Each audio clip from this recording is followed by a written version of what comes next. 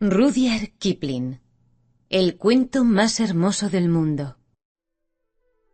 Se llamaba Charlie Mears. Era hijo único de madre viuda. Vivía en el norte de Londres y venía al centro todos los días, a su empleo en un banco. Tenía 20 años y estaba lleno de aspiraciones. Lo encontré en una sala de billares, donde el marcador lo tuteaba. Charlie, un poco nervioso, me dijo que estaba allí como espectador. Le insinué que volviera a su casa. Fue el primer jalón de nuestra amistad. En vez de perder tiempo en las calles con los amigos, solía visitarme de tarde, hablando de sí mismo, como corresponde a los jóvenes. No tardó en confiarme sus aspiraciones. Eran literarias. Quería forjarse a un nombre inmortal, sobre todo a fuerza de poemas, aunque no desdeñaba mandar cuentos de amor y de muerte a los diarios de la tarde. Fue mi destino estar inmóvil mientras Charlie Mears leía composiciones de muchos centenares de versos y abultados fragmentos de tragedias que, sin duda, conmoverían el mundo. Mi premio era su confianza total. Las confesiones y problemas de un joven son casi tan sagrados como los de una niña. Charlie nunca se había enamorado, pero deseaba enamorarse en la primera oportunidad. Creía en todas las cosas buenas y en todas las cosas honrosas, pero no me dejaba olvidar que era un hombre de mundo, como cualquier empleado de banco que gana 25 chelines por semana. Rimaba amor y dolor, bella y estrella, candorosamente, seguro de la novedad de esas rimas. Tapaba con apresuradas disculpas y descripciones los grandes huecos incómodos de sus dramas, y seguía adelante, viendo con tanta claridad lo que pensaba hacer, que lo consideraba ya hecho, y esperaba mi aplauso. Me parece que su madre no lo alentaba. Sé que su mesa de trabajo era un ángulo del lavabo. Esto me lo contó casi al principio, cuando saqueaba mi biblioteca, y poco antes de suplicarme que le dijera la verdad sobre sus esperanzas de escribir algo realmente grande, usted sabe. Quizá lo alenté demasiado, porque una tarde vino a verme, con los ojos llameantes, y me dijo trémulo: ¿A usted no le molesta? ¿Puedo quedarme aquí y escribir toda la tarde? No lo molestaré, le prometo. En casa de mi madre no tengo dónde escribir. ¿Qué pasa?, pregunté, aunque lo sabía muy bien. Tengo una idea en la cabeza que puede convertirse en el mejor cuento del mundo. Déjeme escribirlo aquí. Es una idea espléndida. Imposible resistir. Le preparé una mesa. Apenas me agradeció y se puso a trabajar enseguida. Durante media hora la pluma corrió sin parar. Charlie suspiró. La pluma corrió más despacio. Las tachaduras se multiplicaron. La escritura cesó. El cuento más hermoso del mundo no quería salir. «Ahora parece tan malo», dijo lúgubremente. «Sin embargo, era bueno mientras lo pensaba. ¿Dónde está la falla?» No quise desalentarlo con la verdad. Contesté: «Quizá no estés en ánimo de escribir». «Sí, pero cuando leo este disparate...» «Léeme lo que has escrito», le dije. Lo leyó. Era prodigiosamente malo. Se detenía en las frases más ampulosas, a la espera de algún aplauso, porque estaba orgulloso de esas frases, como es natural. «Habría que abreviarlo», sugerí cautelosamente. «Odio mutilar lo que escribo. Aquí no se puede cambiar una palabra sin estropear el sentido. Queda mejor leído en voz alta que mientras lo escribía». «Charlie, adoleces de una enfermedad alarmante y muy común. Guarda ese manuscrito y revísalo dentro de una semana». «Quiero acabarlo enseguida. ¿Qué le parece?» «¿Cómo juzgar un cuento a medio escribir? Cuéntame el argumento». Charlie me lo contó. Dijo todas las cosas que su torpeza le había impedido trasladar a la palabra escrita. Lo miré, preguntándome si era posible que no percibiera la originalidad, el poder de la idea que le había salido al encuentro. Con ideas infinitamente menos practicables y excelentes se habían infatuado muchos hombres. Pero Charlie proseguía serenamente, interrumpiendo la pura corriente de la imaginación con muestras de frases abominables que pensaba emplear. Lo escuché hasta el fin. Era insensato abandonar esa idea a sus manos incapaces, cuando yo podía hacer tanto con ella. No todo lo que sería posible hacer, pero muchísimo. «¿Qué le parece?», dijo al fin. «Creo que lo titularé La historia de un buque». «Me parece que la idea es bastante buena. pero todavía estás lejos de poder aprovecharla. En cambio yo... ¿A usted le serviría? ¿La quiere? Sería un honor para mí, dijo Charlie enseguida. Pocas cosas hay más dulces en este mundo que la inocente, fanática, destemplada, franca admiración de un hombre más joven. Ni siquiera una mujer ciega de amor imita la manera de caminar del hombre que adora, ladea el sombrero como él o intercala en la conversación sus dichos predilectos. Charlie hacía todo eso. Sin embargo, antes de apoderarme de sus ideas, yo quería apaciguar mi conciencia. «Hagamos un arreglo. Te daré 5 libras por el argumento», le dije. Instantáneamente, Charlie se convirtió en empleado de banco. «Es imposible. Entre camaradas, si me permite llamarlo así, y hablando como hombre de mundo, no puedo. Tome el argumento si le sirve. Tengo muchos otros». Los tenía. Nadie lo sabía mejor que yo, pero eran argumentos ajenos. «Míralo como un negocio entre hombres de mundo», repliqué. «Con 5 libras puedes comprar una cantidad de libros de versos. Los negocios son los negocios, y puedes estar seguro que no abonaría ese precio si... Si usted lo ve así», dijo Charlie, visiblemente impresionado con la idea de los libros. Cerramos trato con la promesa de que me traería periódicamente todas las ideas que se le ocurrieran. Tendría una mesa para escribir y el incuestionable derecho de infligirme todos sus poemas y fragmentos de poemas. Después le dije: «Cuéntame cómo te vino esta idea». «Vino sola». Charlie abrió un poco los ojos. «Sí, pero me contaste muchas cosas sobre el héroe que tienes que haber leído en alguna parte». «No tengo tiempo para leer, salvo cuando usted me deja estar aquí, y los domingos salgo en bicicleta o paso el día entero en el río. ¿Hay algo que falta en el héroe?» «Cuéntamelo otra vez y lo comprenderé claramente. Dices que el héroe era pirata. ¿Cómo vivía?» «Estaba en la cubierta de abajo de esa especie de barco del que le hablé». «¿Qué clase de barco?» «Eran esos que andan con remos, y el mar entra por los agujeros de los remos, y los hombres reman con el agua hasta la rodilla. Hay un banco entre las 2 filas de remos, y un capataz con un látigo camina de una punta a la otra del banco para que trabajen los hombres». «¿Cómo lo sabes?» «Está en el cuento. Hay una cuerda estirada a la altura de un hombre, amarrada a la cubierta de arriba para que se agarre el capataz cuando se mueve el barco. Una vez, el capataz no da con la cuerda y cae entre los remeros. El héroe se ríe y lo azotan. Está encadenado a su remo, naturalmente». «¿Cómo está encadenado?» «Con un cinturón de hierro, clavado al banco, y con una pulsera atándolo al remo. Está en la cubierta de abajo, donde van los peores, y la luz entra por las escotillas y los agujeros de los remos. ¿Usted no se imagina la luz del sol filtrándose entre el agujero y el remo y moviéndose con el banco?» «Sí, pero no puedo imaginar que tú te lo imagines». «¿De qué otro modo puede ser? Escúcheme ahora. Los remos largos de la cubierta de arriba están movidos por 4 hombres en cada banco. Los remos intermedios por 3, los de más abajo por 2. Acuérdese de que en la cubierta inferior no hay ninguna luz y que todos los hombres ahí se enloquecen. Cuando en esa cubierta muere un remero, no lo tiran por la borda, lo despedazan encadenado y tiran los pedacitos al mar, por el agujero del remo». «¿Por qué?», pregunté asombrado, menos por la información que por el tono autoritario de Charlie Mears. «Para ahorrar trabajo y para asustar a los compañeros. Se precisan 2 capataces para subir el cuerpo de un hombre a la otra cubierta, y si dejaran solos a los remeros de la cubierta de abajo, estos no remarían y tratarían de arrancar los bancos, irguiéndose a un tiempo en sus cadenas». «Tienes una imaginación muy previsora. ¿Qué has estado leyendo sobre galeotes?» «Que yo me acuerde nada. Cuando tengo oportunidad remo un poco, pero tal vez he leído algo, si usted lo dice». Al rato salió en busca de librerías y me pregunté cómo un empleado de banco de 20 años había podido entregarme, con pródiga abundancia de pormenores, datos con absoluta seguridad. Ese cuento de extravagante y ensangrentada aventura, motín, piratería y muerte en mares sin nombre. Había empujado al héroe por una desesperada odisea, lo había rebelado contra los capataces, le habían dado una nave que comandar y después una isla, por ahí en el mar, usted sabe. Y encantado con las modestas 5 libras, había salido a comprar los argumentos de otros hombres para aprender a escribir.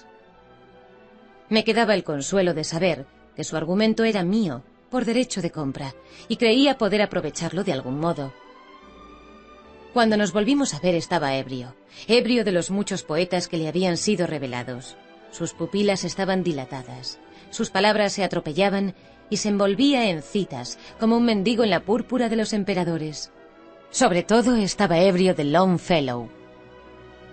¿No es espléndido? ¿No es soberbio? Me gritó luego de un apresurado saludo. Oiga esto. ¿Quieres, preguntó el timonel, saber el secreto del mar? Solo quienes afrontan sus peligros comprenden su misterio. ¡Demonios! Solo quienes afrontan sus peligros comprenden su misterio. Repitió 20 veces caminando de un lado a otro, olvidándome. Encontrarán al final los versos en inglés. Pero yo también puedo comprenderlo, dijo. No sé cómo agradecerle las 5 libras. Oiga esto. Recuerdo los embarcaderos negros, las ensenadas, la agitación de las mareas y los marineros españoles, de labios barbudos, y la belleza y el misterio de las naves y la magia del mar. Nunca he afrontado peligros, pero me parece que entiendo todo esto. Realmente parece que dominas el mar. ¿Lo has visto alguna vez? Cuando era chico estuvimos en Brighton. Vivíamos en Coventry antes de venir a Londres. Nunca lo he visto. Cuando baja sobre el Atlántico el titánico viento huracanado del equinoccio. Me tomó por el hombro y me zamarreó para que comprendiera la pasión que lo sacudía. Cuando viene esa tormenta, prosiguió, todos los remos del barco se rompen y los mangos de los remos deshacen el pecho de los remeros. A propósito, ¿usted ya hizo mi argumento? No, esperaba que me contaras algo más. Dime cómo conoces tan bien los detalles del barco. Tú no sabes nada de barcos. No me lo explico. Es del todo real para mí hasta que trato de escribirlo. Anoche, en la cama, estuve pensando, después de concluir La isla del tesoro. Inventé una porción de cosas para el cuento. ¿Qué clase de cosas? Sobre lo que comían los hombres, higos podridos y habas negras, y vino en un odre de cuero que se pasaban de un banco a otro. ¿Tan antiguo era el barco? Yo no sé si era antiguo. A veces me parece tan real como si fuera cierto. ¿Le aburre que hable de eso? En lo más mínimo. ¿Se te ocurrió algo más? Sí, pero es un disparate. Charlie se ruborizó algo. No importa, dímelo. Bueno, pensaba en el cuento, y al rato salí de la cama y apunté en un pedazo de papel las cosas que podían haber grabado en los remos, con el filo de las esposas. Me pareció que eso le daba más realidad. Es tan real para mí, usted sabe. ¿Tienes el papel? Sí, pero ¿a qué mostrarlo? Son unos cuantos garabatos. Con todo, podrían ir en la primera hoja del libro. Ya me ocuparé de esos detalles. Muéstrame lo que escribían tus hombres. Sacó del bolsillo una hoja de carta, con un solo renglón escrito, y yo la guardé. ¿Qué se supone que esto significa en inglés? Ah, no sé. Yo pensé que podía significar... Estoy cansadísimo. Es absurdo, repitió. Pero esas personas del barco me parecen tan reales como nosotros. Escriba pronto el cuento. Me gustaría verlo publicado. Pero todas las cosas que me has dicho darían un libro muy extenso. Hágalo entonces. No tiene más que sentarse y escribirlo. Dame tiempo. ¿No tienes más ideas? Por ahora no. Estoy leyendo todos los libros que compré. Son espléndidos. Cuando se fue, miré la hoja de papel con la inscripción. Después... Pero me pareció que no hubo transición entre salir de casa y encontrarme discutiendo con un policía ante una puerta llamada Entrada Prohibida en un corredor del Museo Británico. Lo que yo exigía, con toda la cortesía posible, era el hombre de las antigüedades griegas. El policía todo lo ignoraba, salvo el reglamento del museo, y fue necesario explorar todos los pabellones y escritorios del edificio. Un señor de edad interrumpió su almuerzo y puso término a mi busca, tomando la hoja de papel entre el pulgar y el índice y mirándola con desdén. «¿Qué significa esto? Veamos», dijo. «Si no me engaño, es un texto en griego sumamente corrompido, redactado por alguien...» Aquí me clavó los ojos. «Extraordinariamente iletrado». Leyó con lentitud. «Pollock, Erckmann, Tauchint, Henniker... 4 nombres que me son familiares». ¿Puede decirme lo que significa este texto? «He sido muchas veces vencido por el cansancio en este menester». Eso es lo que significa. Me devolvió el papel. Huí sin una palabra de agradecimiento, de explicación o de disculpa. Mi distracción era perdonable. A mí, entre todos los hombres, me había sido otorgada la oportunidad de escribir la historia más admirable del mundo, nada menos que la historia de un galeote griego contada por él mismo. No era raro que los sueños le parecieran reales a Charlie. Las parcas, tan cuidadosas en cerrar las puertas de cada vida sucesiva, se habrían distraído esta vez, y Charlie miró, aunque no lo sabía, lo que a nadie le había sido permitido mirar, con plena visión, desde que empezó el tiempo. Ignoraba enteramente el conocimiento que me había vendido por 5 libras, y perseveraría en esa ignorancia, porque los empleados de banco no comprenden la metempsicosis, y una buena educación comercial no incluye el conocimiento del griego. Aquí bailé entre los mudos dioses egipcios y me reí en sus caras mutiladas, materiales que darían certidumbre a mi cuento, una certidumbre tan grande que el mundo lo recibiría como una insolente y artificiosa ficción. Y yo, solo yo, sabría que era absoluta y literalmente cierto. Esa joya estaba en mi mano para que yo la puliera y cortara. Volví a bailar entre los dioses del patio egipcio, hasta que un policía me vio y empezó a acercarse. Solo había que alentar la conversación de Charlie, y eso no era difícil, pero había olvidado los malditos libros de versos. Volvía, inútil como un fonógrafo recargado, ebrio de Byron, de Shelley o de Keats. Sabiendo lo que el muchacho había sido en sus vidas anteriores, y desesperadamente ansioso de no perder una palabra de su charla, no pude ocultarle mi respeto y mi interés. Los tomó como respeto por el alma actual de Charlie Mears, para quien la vida era tan nueva como lo fue para Adán, y como interés por sus lecturas. Casi agotó mi paciencia recitando versos, no suyos, sino ajenos. Llegué a desear que todos los poetas ingleses desaparecieran de la memoria de los hombres. Alumnié las glorias más puras de la poesía, porque desviaban a Charlie de la narración directa y lo estimulaban a la imitación, pero sofrené mi paciencia hasta que se agotó el ímpetu inicial de entusiasmo y el muchacho volvió a los sueños. ¿Para qué le voy a contar lo que yo pienso cuando esos tipos escribieron para Los Ángeles?, exclamó una tarde. ¿Por qué no escribe algo así? Creo que no te portas muy bien conmigo, dije conteniéndome. Ya le di el argumento, dijo con sequedad, prosiguiendo la lectura de Byron. Pero quiero detalles. Esas cosas que invento sobre ese maldito barco que usted llama galera son facilísimas. Usted mismo puede inventarlas. Suba un poco la llama. Quiero seguir leyendo. Le hubiera roto en la cabeza la lámpara del gas. Yo podría inventar si supiera lo que Charlie ignoraba que sabía. Pero como detrás de mí estaban cerradas las puertas, tenía que aceptar sus caprichos y mantener despierto su buen humor. Una distracción momentánea podía estorbar una preciosa revelación. A veces dejaba los libros. Los guardaba en mi casa porque a su madre le hubiera escandalizado el gasto de dinero que representaban. Y se perdía en sueños marinos. De nuevo, maldije a todos los poetas de Inglaterra. La mente plástica del empleado de banco estaba recargada, coloreada y deformada por las lecturas, y el resultado era una red confusa de voces ajenas, como el zumbido múltiple de un teléfono de una oficina en la hora más atareada. Hablaba de la galera, de su propia galera, aunque no lo sabía, con imágenes de la novia de Abidos. Subrayaba las aventuras del héroe con citas del corsario y agregaba desesperadas y profundas reflexiones morales de Caín y de Manfredo, esperando que yo las aprovechara. Solo cuando hablábamos de Longfellow, esos remolinos se enmudecían, y yo sabía que Charlie decía la verdad, tal como la recordaba. ¿Esto qué te parece?, le dije una tarde en cuanto comprendí el ambiente más favorable para su memoria, y antes de que protestara, le leí casi íntegra la saga del rey Olaf.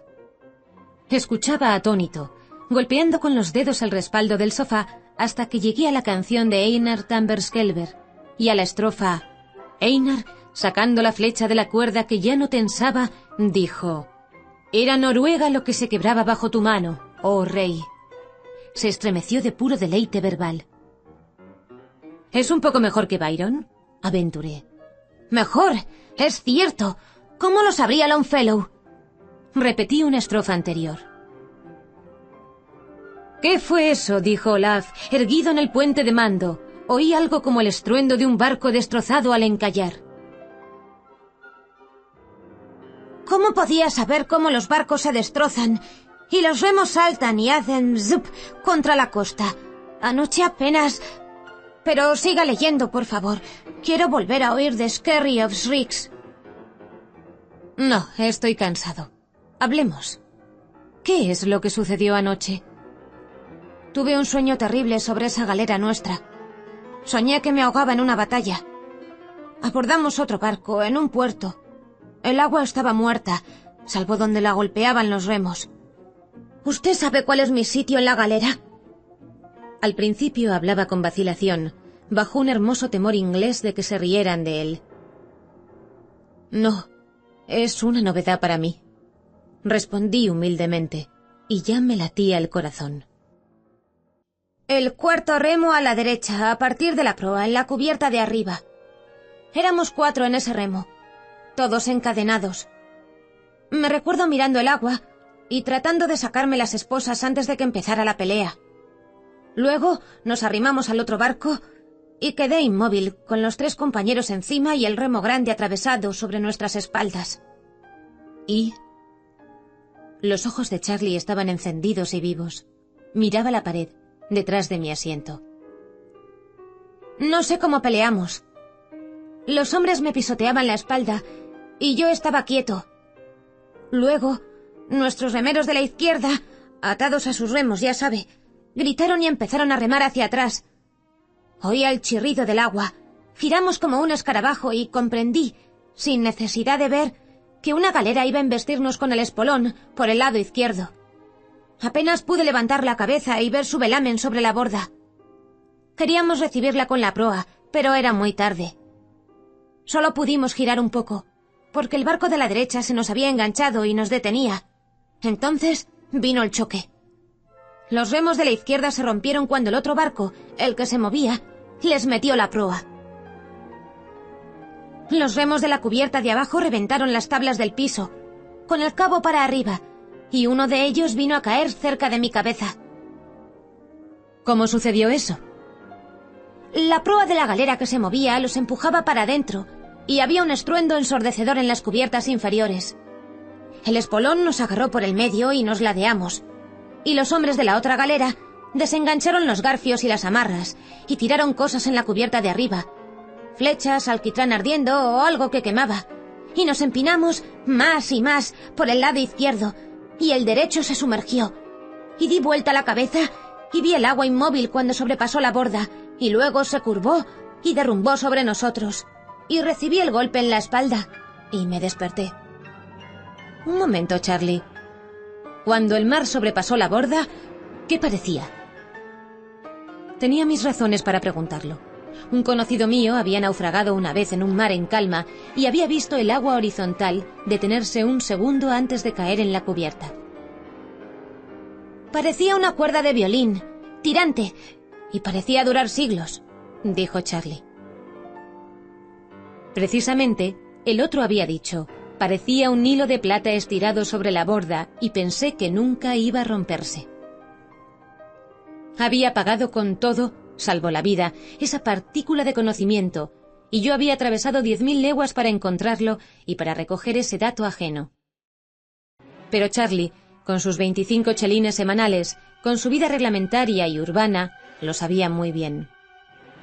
No era consuelo para mí que una vez en sus vidas hubiera tenido que morir para aprenderlo. Yo también debí morir muchas veces, pero detrás de mí, para que no empleara mi conocimiento, habían cerrado las puertas. ¿Y entonces? Dije tratando de alejar el demonio de la envidia. Lo más raro, sin embargo, es que todo ese estruendo no me causaba miedo ni asombro. Me parecía haber estado en muchas batallas, porque así se lo repetía mi compañero. Pero el canalla del capataz no quería desatarnos las cadenas y darnos una oportunidad de salvación. Siempre decía que nos daría la libertad después de una batalla.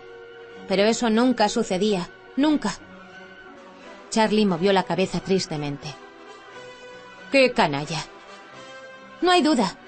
Nunca nos daba bastante comida, y a veces teníamos tanta sed que bebíamos agua salada. Todavía me queda el gusto en la boca. Cuéntame algo del puerto donde ocurrió el combate. No soñé sobre eso. Sin embargo, sé que era un puerto. Estábamos amarrados a una argolla en una pared blanca, y la superficie de la piedra bajo el agua estaba recubierta de madera para que no se astillara nuestro espolón cuando la marea nos amacara. Eso es interesante. El héroe mandaba la galera, ¿no es verdad? Claro que sí. Estaba en la proa y gritaba como un diablo. Fue el hombre que mató al capataz. ¿Pero ustedes se ahogaron todos juntos, Charlie? No acabo de entenderlo, dijo perplejo. Sin duda la galera se hundió con todos los de a bordo, pero me parece que el héroe siguió viviendo. Tal vez se pasó al otro barco. No pude ver eso, naturalmente. Yo estaba muerto. Tuvo un ligero escalofrío y repitió que no podía acordarse de nada más. No insistí, pero para cerciorarme de que ignoraba el funcionamiento del alma, le di la transmigración de Mortimer Collins y le reseñé el argumento. ¡Qué disparate!, dijo con franqueza al cabo de una hora. No comprendo ese enredo sobre el rojo planeta Marte y el rey y todo lo demás. Deme el libro de Longfellow. Se lo entregué, y escribí lo que pude recordar de su descripción del combate naval, consultándolo a ratos para que corroborara un detalle o un hecho. Contestaba sin levantar los ojos del libro, seguro, como si todo lo que sabía estuviera impreso en las hojas. Yo le interrogaba en voz baja, para no romper la corriente, y sabía que ignoraba lo que decía, porque sus pensamientos estaban en el mar, con Longfellow. «Charlie», le pregunté, «cuando se amotinaban los remeros de las galeras, ¿cómo mataban a los capataces?» Arrancaban los bancos y se los rompían en la cabeza. Eso ocurrió durante una tormenta. Un capataz, en la cubierta de abajo, se resbaló y cayó entre los remeros. Suavemente, lo estrangularon contra el borde, con las manos encadenadas. Había demasiada oscuridad para que el otro capataz pudiera ver. Cuando preguntó qué sucedía, lo arrastraron también y lo estrangularon. Y los hombres fueron abriéndose camino hacia arriba, cubierta por cubierta, con los pedazos de los bancos rotos colgando y golpeando. ¡Cómo vociferaban! ¿Y qué pasó después? No sé. El héroe se fue con pelo colorado, barba colorada y todo. Pero antes capturó nuestra galera, me parece. El sonido de mi voz lo irritaba. Hizo un leve ademán con la mano izquierda como si lo molestara una interrupción. «¿No me habías dicho que tenía el pelo colorado o que capturó la galera?», dije al cabo de un rato. Charlie no alzó los ojos. «Era rojo como un oso rojo», dijo distraído. «Venía del norte, así lo dijeron en la galera cuando pidió remeros, no esclavos, hombres libres. Después, años y años después, otro barco nos trajo noticias suyas. O él volvió». Sus labios se movían en silencio. Repetía, absorto, el poema que tenía ante sus ojos. ¿Dónde había ido? Casi lo dije en un susurro, para que la frase llegara con suavidad a la sección del cerebro de Charlie, que trabajaba para mí. «A las playas. Las largas y prodigiosas playas», respondió al cabo de un minuto. «¿A Furdurstrandi?», pregunté temblando de pies a cabeza. «Sí, a Furdurstrandi», pronunció la palabra de un modo nuevo. «Y vi también...» La voz se le apagó. «¿Sabes lo que has dicho?», grité con imprudencia. Levantó los ojos, despierto. «No», dijo secamente. «Déjeme leer en paz. Oiga esto». Pero Oder, el viejo capitán, no se detuvo ni se movió hasta que el rey escuchó. Entonces tomó una vez más su pluma y transcribió cada palabra. Y al rey de los sajones, como prueba de la verdad, levantando su noble rostro, extendió su mano curtida y dijo: «Observe este colmillo de morsa». ¿Qué hombres habrán sido esos para navegarse los mares sin saber cuándo tocarían tierra? «Charlie», rogué, «si te portas bien un minuto o dos, haré que nuestro héroe valga tanto como Oder». «Es de Longfellow el poema. No me interesa escribir. Quiero leer». Pero ahora, o mienten los libros, había recordado alguna desesperada aventura de los vikingos, del viaje de Thorfinn Karlsefne a Vinland, que es América, en el siglo IX o X. Había visto la batalla en el puerto, había referido su propia muerte, pero esta otra inmersión en el pasado era aún más extraña. Habría omitido una docena de vidas y oscuramente recordaba ahora un episodio de 1000 años después. Era un enredo inextricable, y Charlie Mears, en su estado normal, era la última persona del mundo para solucionarlo. Solo me quedaba vigilar y esperar, pero esa noche me inquietaron las imaginaciones más ambiciosas. Nada era imposible si no fallaba la detestable memoria de Charlie. Podía volver a escribir la saga de Thorfinn Karlsefne como nunca la habían escrito. Podía referir la historia del primer descubrimiento de América siendo yo mismo el descubridor. Pero yo estaba a merced de Charlie, y mientras él tuviera a su alcance un ejemplar de clásico para todos, no hablaría. No me atrevía a maldecirlo abiertamente, apenas me atrevía a estimular su memoria, porque se trataba de experiencias de hace 1000 años, narradas por la boca de un muchacho contemporáneo, y a un muchacho lo afectan todos los cambios de opinión, y aunque quiera decir la verdad, tiene que mentir. Pasé una semana sin ver a Charlie. Lo encontré en Great Charter Street, con un libro mayor encadenado a la cintura. Tenía que atravesar el puente de Londres y lo acompañé. Estaba muy orgulloso de ese libro mayor. Nos detuvimos en la mitad del puente para mirar un vapor que descargaba grandes lajas de mármol blanco y amarillo. En una barcaza que pasó junto al vapor, mugió una vaca solitaria. La cara de Charlie se alteró. Ya no era la de un empleado de banco, sino otra, desconocida y más despierta. Estiró el brazo sobre el parapeto del puente y, riéndose muy fuerte, dijo: «Cuando bramaron nuestros toros, los Skroelings huyeron». La barcaza y la vaca habían desaparecido detrás del vapor antes de que yo encontrara palabras. Charlie, ¿qué te imaginas que son Skroelings? La primera vez en la vida que oigo hablar de ellos. Parece el nombre de una nueva clase de gaviotas. ¿Qué preguntas se le ocurren a usted?, contestó. Tengo que verme con el cajero de la compañía de ómnibus. Me espera un rato y almorzamos juntos en algún restaurante. Tengo una idea para un poema. No, gracias. Me voy.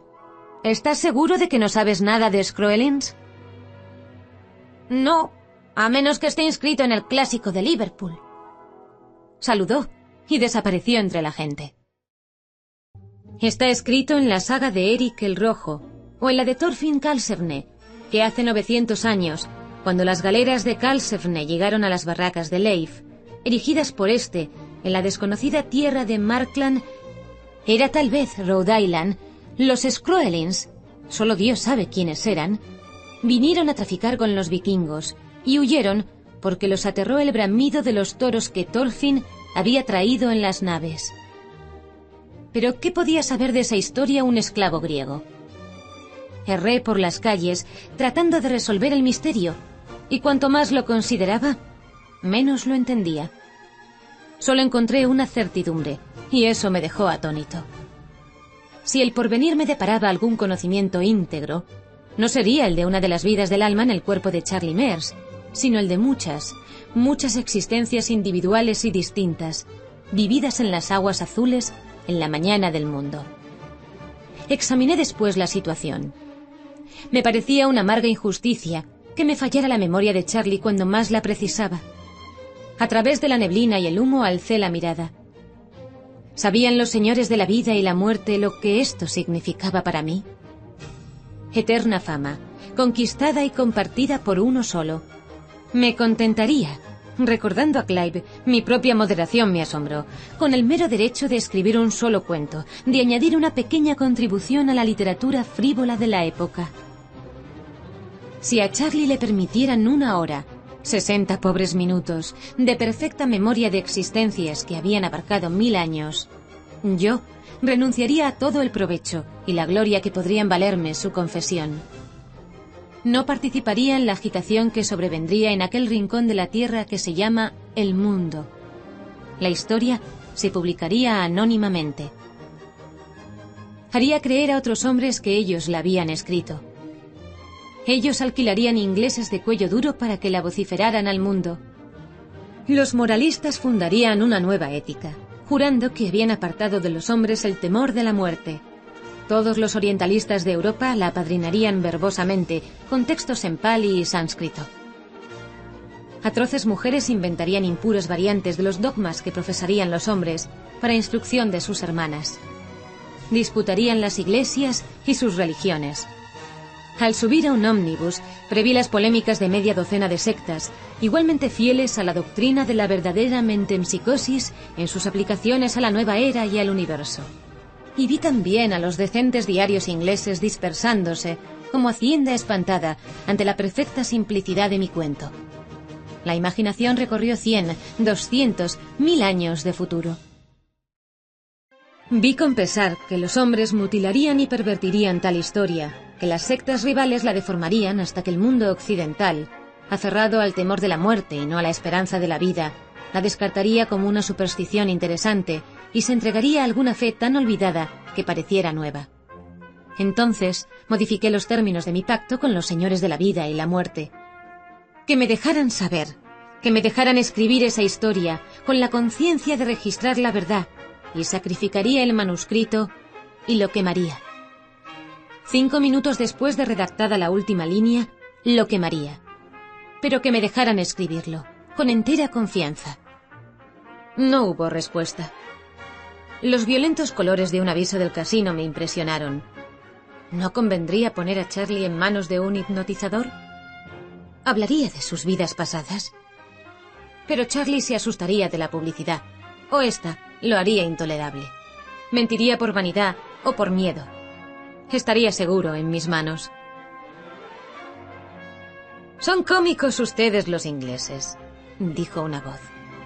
Dándome vuelta me encontré con un conocido, un joven bengalí que estudiaba Derecho, un tal Grish Chunder, cuyo padre lo había mandado a Inglaterra para educarlo. El viejo era un funcionario hindú jubilado. Con una renta de 5 libras esterlinas al mes, lograba dar a su hijo 200 libras esterlinas al año y plena licencia en una ciudad donde fingía ser un príncipe y contaba cuentos de los brutales burócratas de la India que oprimían a los pobres. Grish Chunder era un joven y obeso bengalí, escrupulosamente vestido de levita y pantalón claro, con sombrero alto y guantes amarillos. Pero yo lo había conocido en los días en que el brutal gobierno de la India pagaba sus estudios universitarios, y él publicaba artículos sediciosos en el Sachi Durpan y tenía amores con las esposas de sus condiscípulos de 14 años de edad. «Eso es muy cómico», dijo señalando el cartel. «Voy a Northwood Club. ¿Quieres venir conmigo?» Caminamos juntos un rato. «No estás bien», me dijo. «¿Qué te preocupa? Estás silencioso». «Grish Chunder, eres demasiado culto para creer en Dios, ¿no es verdad?» «¿A que sí?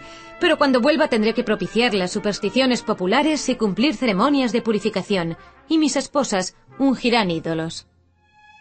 Y adornarán con tulsi y celebrarán el purohit, y te reintegrarán en la casta, y otra vez harán de ti libre pensador avanzado, un buen kutri.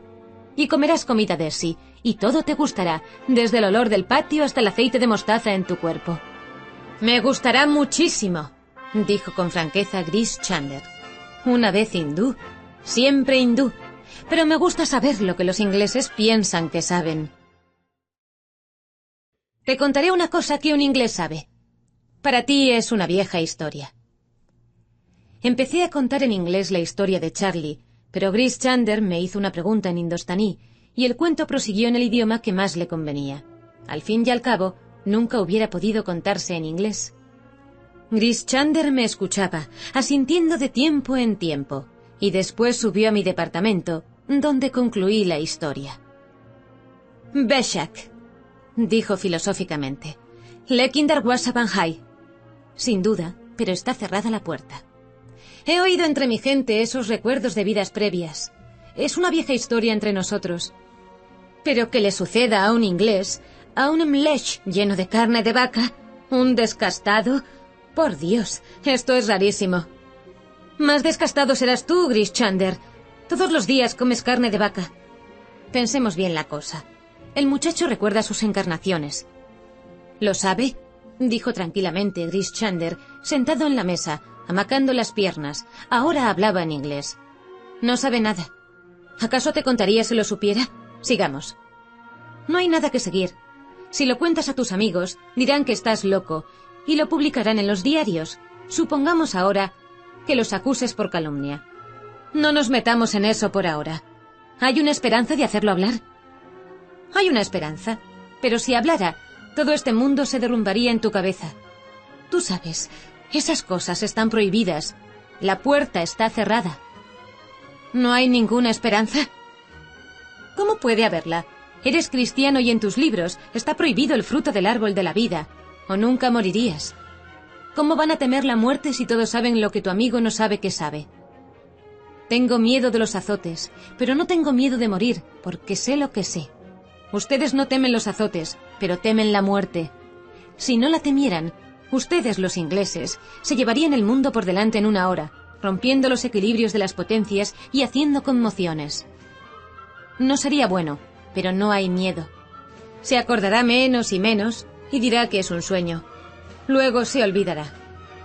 Cuando pasé el bachillerato en Calcuta, esto estaba en la crestomatía de Wordsworth, arrastrando nubes de gloria, ¿te acuerdas? Esto parece una excepción. No hay excepciones a las reglas. Unas parecen menos rígidas que otras, pero son iguales.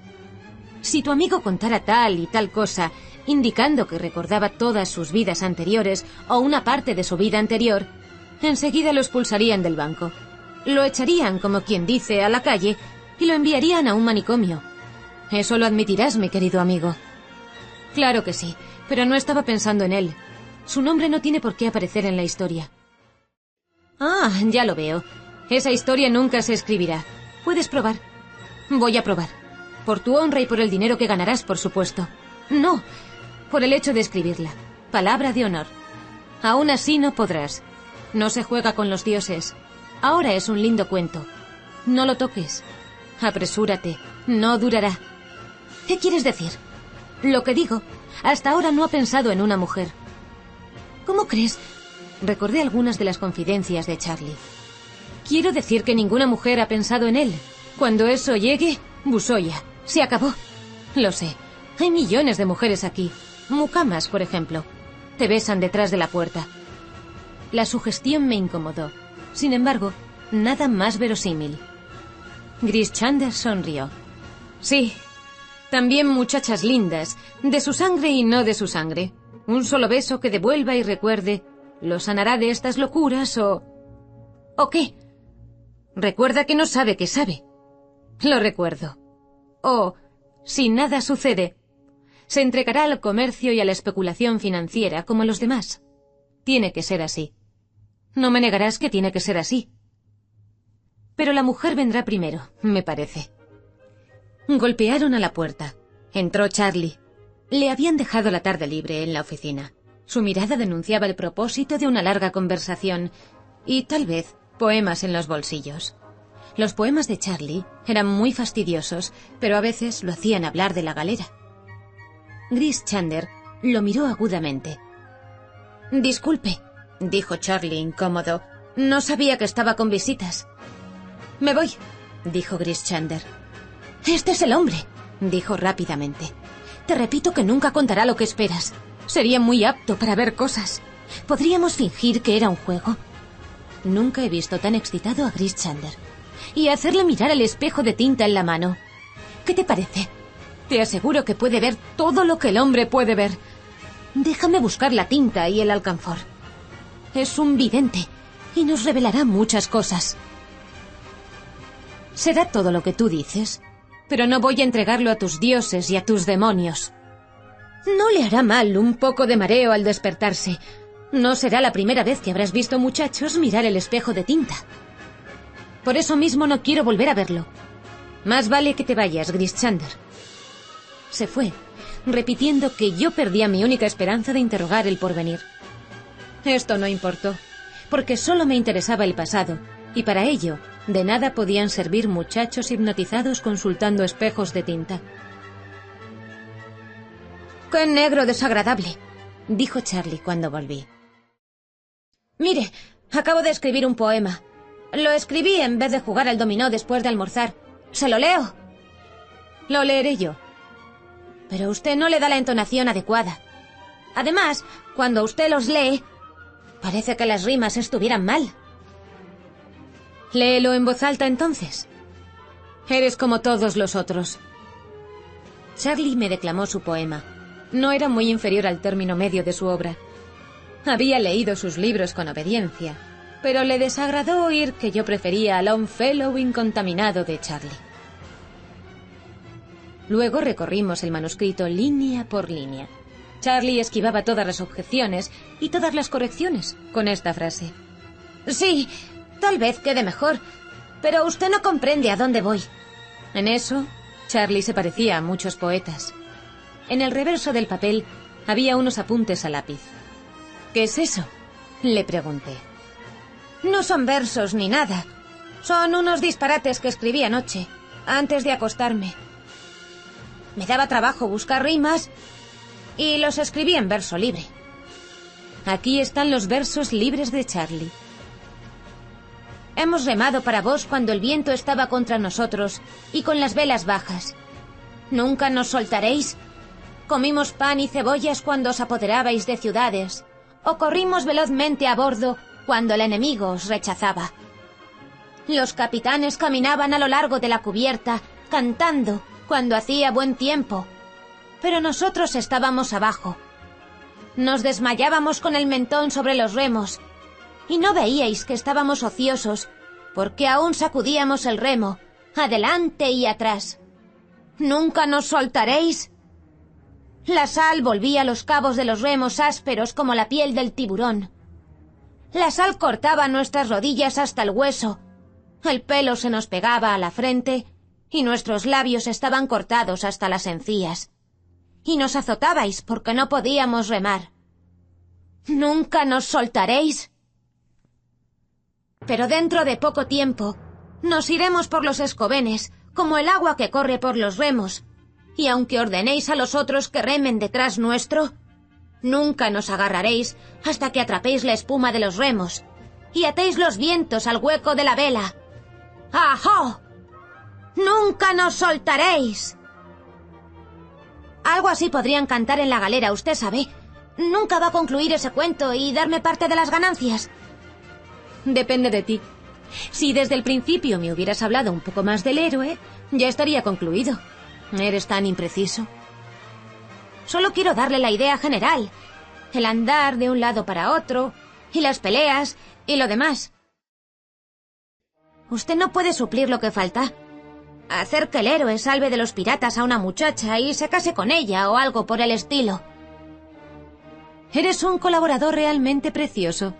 Supongo que al héroe le ocurrieron algunas aventuras antes de casarse. Bueno, hágalo un tipo muy hábil. Una especie de canalla, que ande haciendo tratados y rompiéndolos. Un hombre de pelo negro que se oculte detrás del mástil, en las batallas. Los otros días dijiste que tenía el pelo colorado. No puedo haber dicho eso. Hágalo moreno, por supuesto. Usted no tiene imaginación.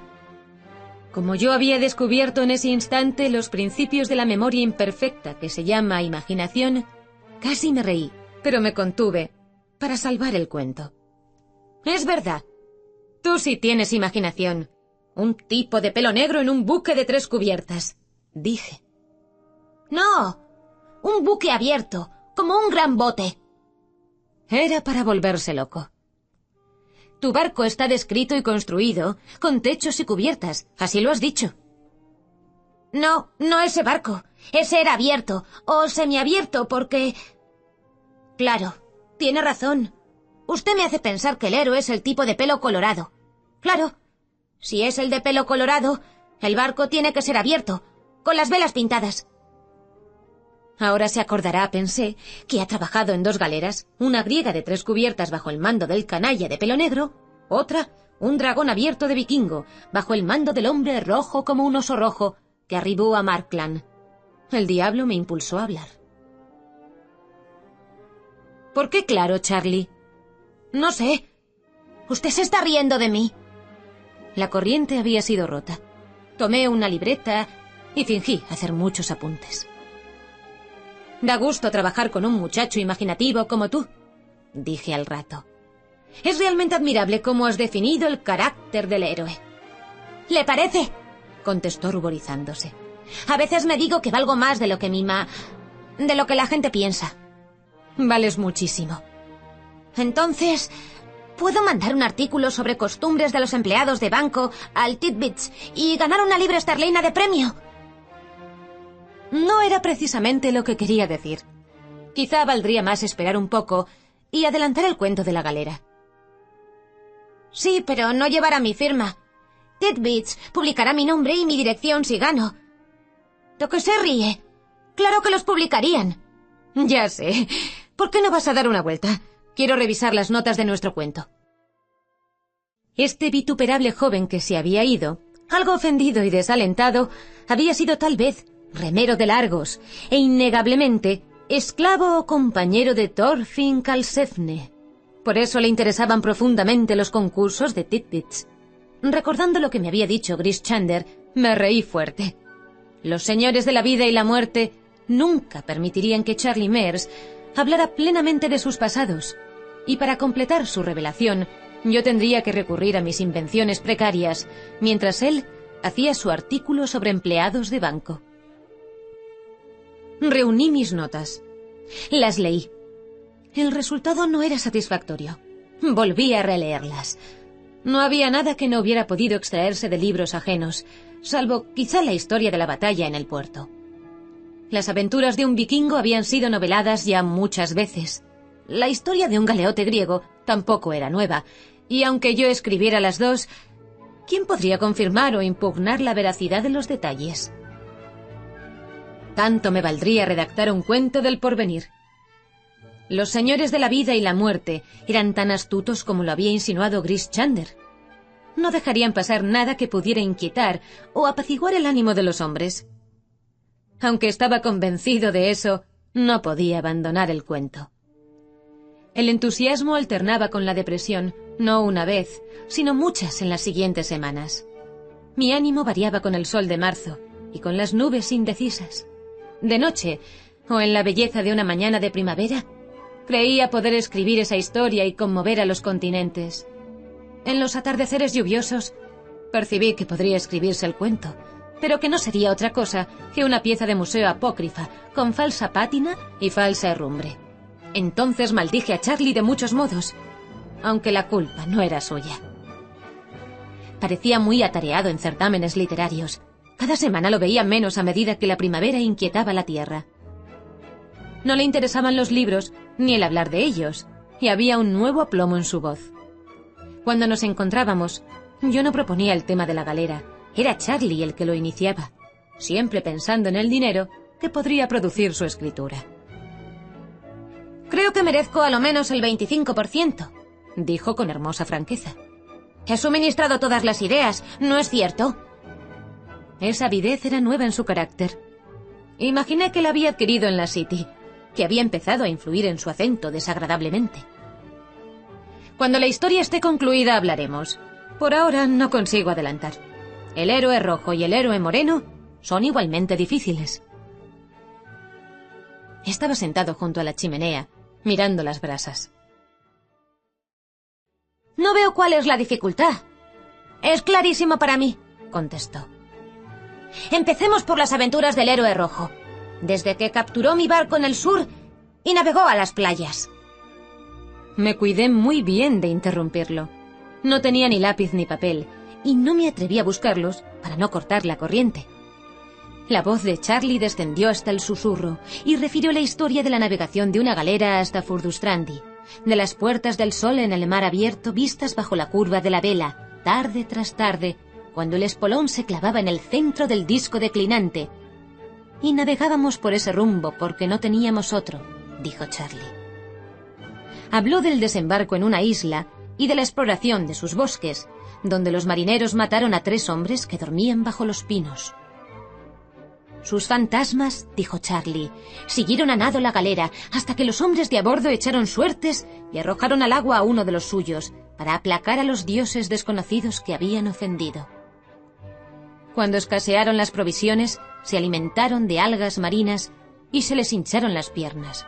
Y el capitán, el hombre del pelo rojo, mató a 2 remeros amotinados y al cabo de un año entre los bosques levaron anclas rumbo a la patria y un incesante viento los condujo con tanta fidelidad que todas las noches dormían. Eso y mucho más, contó Charlie. A veces era tan baja la voz que las palabras resultaban imperceptibles. Hablaba de su jefe, el hombre rojo, como un pagano habla de su dios, porque él fue quien los alentaba y los mataba imparcialmente, según más le convenía. Y él fue quien empuñó el timón durante 3 noches entre hielo flotante, cada témpano abarrotado de extrañas fieras que querían navegar con nosotros, dijo Charlie, y las rechazábamos con los remos. Cedió una brasa, y el fuego, con un débil crujido, se desplomó atrás de los barrotes. ¡Caramba!, dijo con un sobresalto.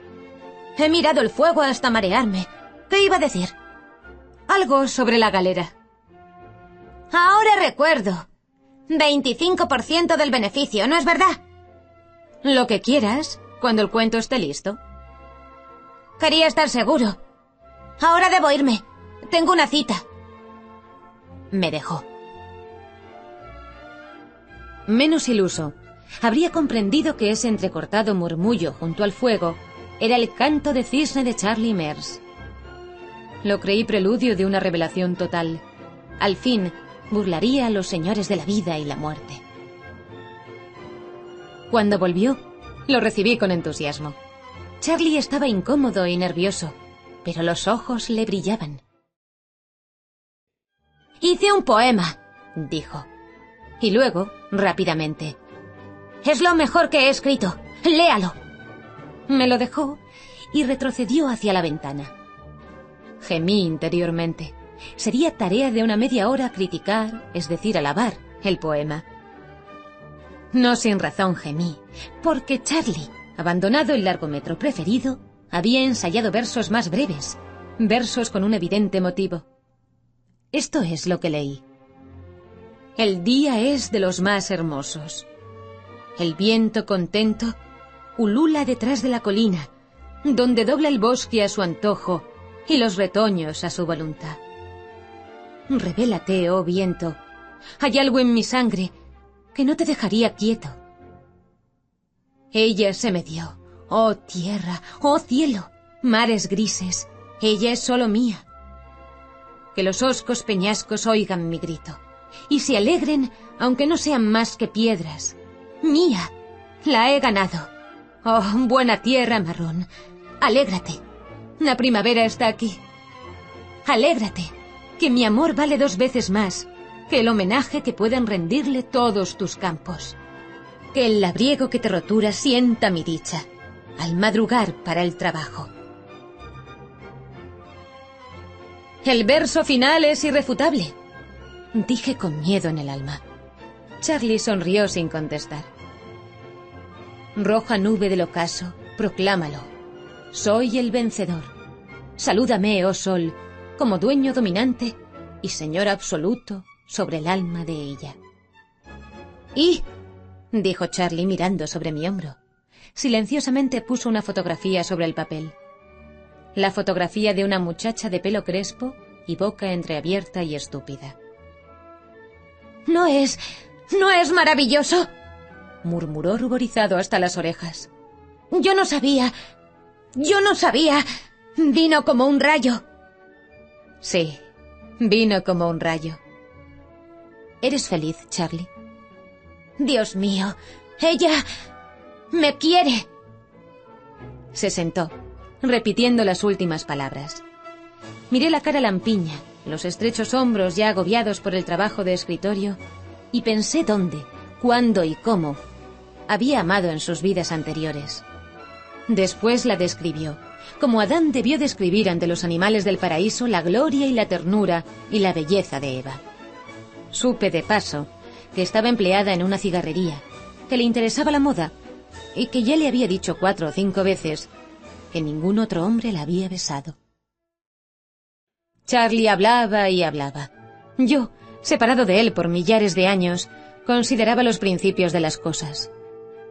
Ahora comprendí por qué los señores de la vida y la muerte cierran tan cuidadosamente las puertas detrás de nosotros.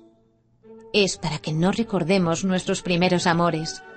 Si no fuera así, el mundo quedaría despoblado en menos de un siglo. Ahora volvamos a la historia de la galera. le dije aprovechando una pausa. Charlie miró como si lo hubiera golpeado. ¿La galera? ¿Qué galera? ¡Santo cielo! ¡No me embrome! ¡Esto es serio! Usted no sabe hasta qué punto... Grish Chander tenía razón. Charlie había probado el amor, que mata el recuerdo, y el cuento más hermoso del mundo nunca se escribiría. Rudyard Kipling.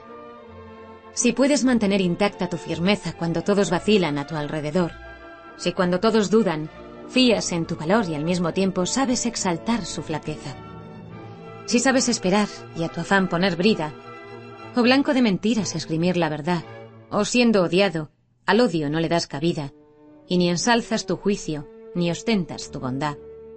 Si sueñas, pero el sueño no se vuelve tu rey, si piensas y el pensar no mengua tus ardores, si el triunfo y el desastre no te imponen su ley, y los tratas lo mismo, como dos impostores. Si puedes soportar que tu frase sincera sea trampa de necios en boca de malvados, o mirar hecha trizas tu adora quimera y tornar a forjarla con útiles mellados. Si todas tus ganancias poniendo en un montón las arriesgas osado en un golpe de azar, y las pierdes, y luego con bravo corazón, sin hablar de tus pérdidas, vuelves a comenzar. Si puedes mantener en la ruda pelea alerta el pensamiento y el músculo tirante para emplearlo cuando en ti todo flaquea menos la voluntad que te dice adelante. Si entre la turba das a la virtud abrigo, si no pueden herirte ni amigo ni enemigo, si marchando con reyes del orgullo has triunfado, si eres bueno con todos, pero no demasiado, y si puedes llenar el preciso minuto en 60 segundos de un esfuerzo supremo, tuya es la tierra y todo lo que en ella habita, y lo que es más, serás hombre, hijo mío.